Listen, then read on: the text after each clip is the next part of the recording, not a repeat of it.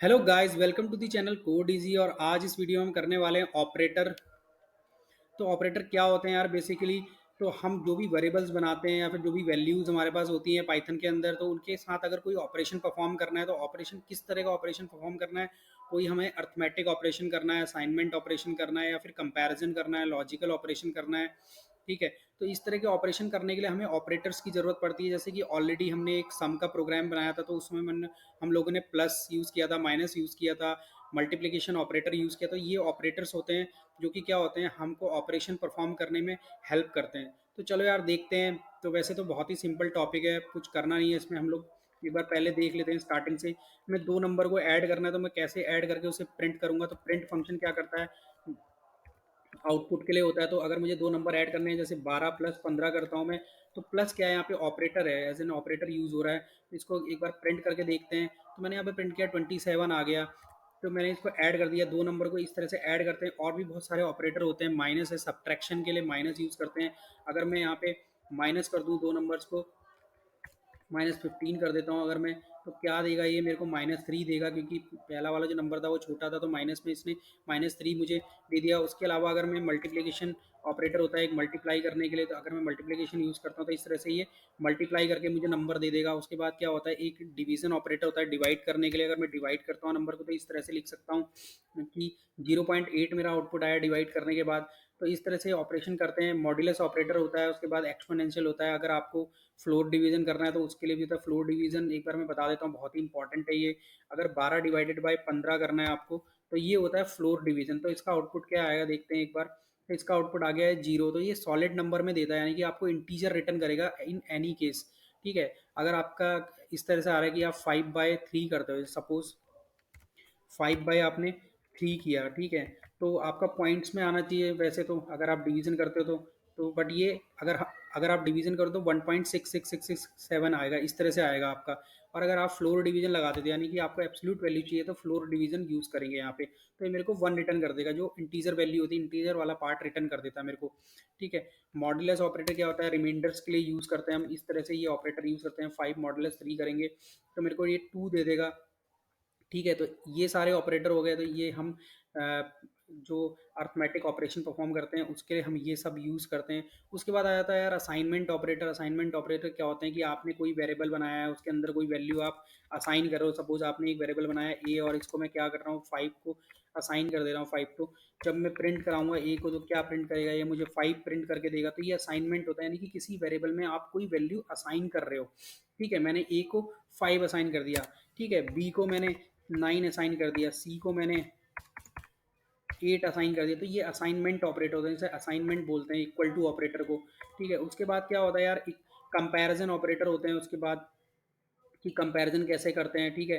अब तो असाइनमेंट में ही एक दो और ऑपरेटर देख लेते हैं। ठीक है। अगर मैं कोई लूप चला रहा हूँ, मेरे को कोई वैल्यू असाइन, मेरे को कोई वैल्यू, जैसे मेरे पास ए बी सी तीन वैल्यू है, मेरे को क्या करना है, डी सॉरी, मुझे क्या करना है, सी में कुछ मुझे प्लस करना है। ठीक है। तो किस तरह से कर सकता हूँ असाइनमेंट ऑपरेटर की हेल्प से, C plus equal to B. इस तरह से भी मैं क्या, इस तरह से भी मैं एडिशन,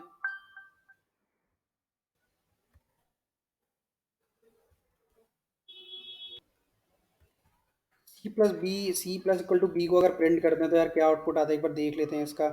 तो इसने 5 आउटपुट दे दिया है। तो 5 आउटपुट कैसे दिया है इसने, तो सी में मेरा था 8, और sorry, C plus equal to B मैंने प्रिंट तो कराया नहीं है इसको। तो मैं यहाँ पे सी को एक बार प्रिंट करा लेता हूँ। तो यहाँ पे 17 आ गया मेरा आउटपुट। तो 17 कैसे आया एक बार देखते हैं। 8 और 9 को इसने ऐड किया, तो सी है मेरा 8 प्लस इक्वल टू 9, मेरा है बी है 9। तो यार 17 इसका आउटपुट आ गया, सही आ गया बिल्कुल आउटपुट मेरा। उसके बाद माइनस इक्वल टू भी होता है। अगर आपको माइनस करना है तो इसको कैसे लिख सकते हैं, माइनस वाले ऑपरेशन को कैसे लिख सकते हैं। C plus equal to B का मतलब क्या है यार, C equal to C plus B, इसका ये मतलब है। ठीक है। ये वाला जो स्टेटमेंट और ये दोनों सेम ही है, तो दोनों सेम आउटपुट देंगे। अगर माइनस के लिए हमको देखना है तो माइनस कैसे कर सकता हूँ, C equal to C minus B, मतलब सी को बी से माइनस कर रहे हो आप, और आपका आउटपुट जो जो भी आउट माइनस करके जो भी आपका रिजल्ट आ रहा है वो आपको सी में स्टोर कर रहे हो। और इसको दूसरी तरह से कैसे लिख सकते हैं असाइनमेंट के फॉर्म में, सी माइनस इक्वल टू तो सी माइनस इक्वल टू बी मैंने कर दिया यहाँ पे, ठीक है। एक बार सी को प्रिंट करा लूँगा तो मैं देखता हूँ क्या आता है। इन दोनों को एक बार कमेंट आउट कर देता हूँ। तो ये मेरा -10 आ गया है यहाँ पे, क्योंकि मैं एक बार इसको भी कमेंट कर देता हूँ। तो ये मेरा -1 दे रहा है मेरे को आउटपुट में। तो -1 क्यों दे रहा है? C equal to C minus B करा तो सी कितना, 8 - 9 करा इसने, तो सी में स्टोर कर दिया है। 8 - 9 करके कितना आएगा मेरा? -1 आएगा। तो सही दे रहा है बिल्कुल आउटपुट मेरा ये।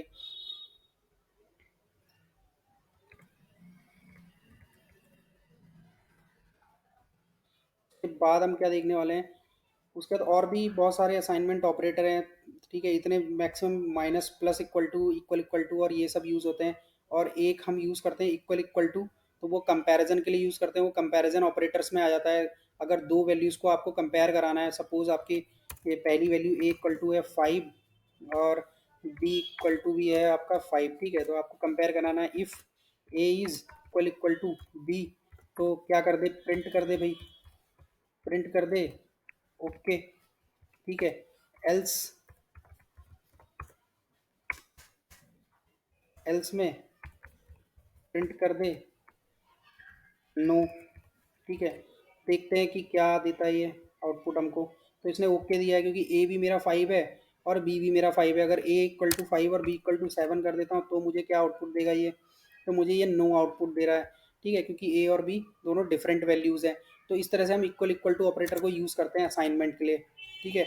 इसके अलावा हम क्या कर सकते हैं, अगर मैं लिखता हूँ A is not equal to B, तो इस तरह से भी हम असाइन ये कंपैरिजन ऑपरेटर है, बेसिकली कंपैरिजन ऑपरेटर को यूज़ कर सकते हैं। इक्वल इक्वल टू भी कंपैरिजन है, ये भी कंपैरिजन करने के लिए होता है। तो नॉट इक्वल टू कंपैरिजन करना है कि अगर A is not equal to B होगा तो ओके प्रिंट करेगा, अदरवाइज ये नो प्रिंट करेगा। तो देखते हैं।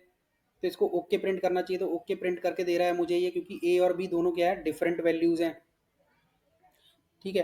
तो इस तरह से हम यूज़ करते हैं। उसके बाद क्या होता है, ग्रेटर देन इक्वल टू होता है, लेस देन इक्वल टू होता है, ग्रेटर देन होता है, लेस देन होता है। आपको अगर ये चेक करना है कि क्या ए बी से बड़ा है, तो क्या करेंगे, A is greater than B. अगर ए ग्रेटर देन बी है तो ये ओके प्रिंट करेगा, ठीक है। अदरवाइज नो, तो ये नो प्रिंट करेगा, क्योंकि ए क्या है, बड़ा है ही नहीं, ये तो छोटा है बी से। लेस देन प्रिंट कराना है, अगर लेस देन वाला चेक करना है आपको, A is less than B, तो ये ओके प्रिंट करेगा। क्यों? क्योंकि ए 5 है और बी क्या है, 7 है, तो बी बड़ा है ए से और ए छोटा है। तो A is less than B, क्या ए बी से छोटा है? हाँ छोटा है, तो ओके प्रिंट कर दिया। अब लेस देन इक्वल टू भी होता है, मतलब कि या तो छोटा हो या बराबर हो, ठीक है। तो क्या रिटर्न करेगा? ओके रिटर्न करेगा ये, ठीक है, क्योंकि इन दोनों में से या वाली कंडीशन है, या तो ए लेस देन बी हो या फिर ए इक्वल इक्वल टू बी हो, ठीक है। यानी ये भी सेटिस्फाई हो जाएगी कंडीशन, ओके ओके प्रिंट करेगा यहाँ पे, ठीक है। तो दोनों है। इसी तरह से हम लेस देन इक्वल टू की जगह पे ग्रेटर देन इक्वल टू भी कर सकते हैं। क्या ए इज़ ग्रेटर है बी से? पहले तो ये चेक करेगा कि क्या ए बी से बड़ा है, ठीक है। और दूसरी कंडीशन साथ में क्या चेक करेगा, क्या ए इक्वल इक्वल टू बी है, ठीक है। तो देखते हैं, अभी भी ये ओके रिटर्न करेगा, क्योंकि एक ग्रेटर तो नहीं था लेकिन इक्वल टू था, ए बी के बराबर था। तो अगर ए मैं बड़ा कर देता हूँ, यहाँ पे 6 कर देता हूँ, तब भी ये ओके रिटर्न करेगा, क्योंकि A is greater than B है, ठीक है। और इक्वल टू, तो और ऑपरेटर यूज हो रहा है, इस तरह से लिखा जाता है। A is greater than equal to कैसे लिख सकते हैं, A is greater than B, ठीक है, और A is equal equal to B.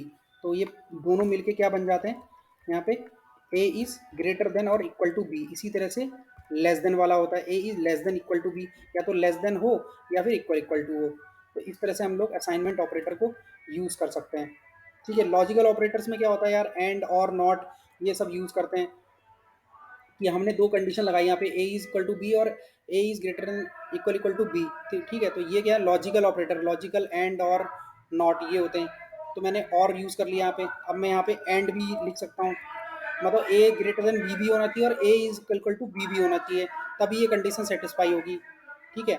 और एक नॉट भी लगा सकता हूँ, A is not equal to B, ठीक है। इस तरह से भी लिख सकता हूँ मैं। तो इस तरह से ये लॉजिकल ऑपरेटर हम लोग यूज़ करते हैं, ठीक है। तो ये हो गया। तो यही थे यार, इतने ऑपरेटर हैं जो हम यूज़ करते हैं। इसके अलावा भी काफ़ी सारे ऑपरेटर्स होते हैं, तो उतने यूज़ नहीं होते, बट ये है मोस्टली यूज़ होने वाले ऑपरेटर जो मैंने अभी आपको बता दिए हैं। तो इस वाली वीडियो में इतना ही है यार। अगर वीडियो अच्छी लग रही हो तो प्लीज़ लाइक करना, शेयर करना ज़्यादा से ज़्यादा, और सब्सक्राइब कर देना चैनल को।